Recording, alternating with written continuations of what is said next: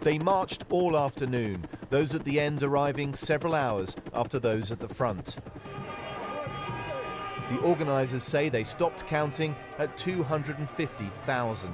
Cut the bankers, not public services! A family event had been promised, and that's what it was. Protesters young and old. Many said they'd been directly affected by public sector cuts. The main TUC march was so peaceful, in some places it was policed by a handful of officers. Keep back, keep back! But in the afternoon we began to follow around 500 protesters, some with faces covered.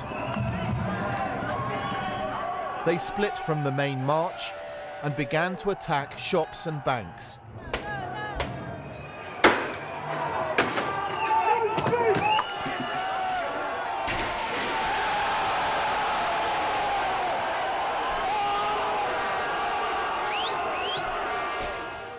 Fireworks were thrown among bystanders, including children.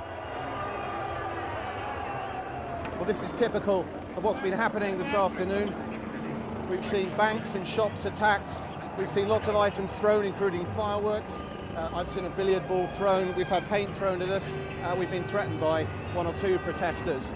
And the police are trying to keep control of the situation, but it's very mobile. It's moving all around the West End, and so far it's continuing. Police largely decided not to contain protesters in one area, but there were still confrontations, sometimes bloody. You see this? Move back, Wham!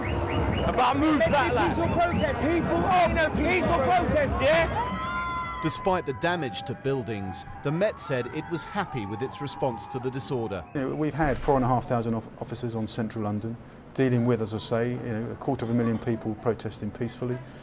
We suspected that there might be some premises under attack, but we couldn't say which ones, and we just haven't got enough officers to protect every building in London. Early evening and attention focused on the high-end food store Fortnum & Mason. The group UK Uncut, which calls for businesses to pay more tax, had staged a mass occupation.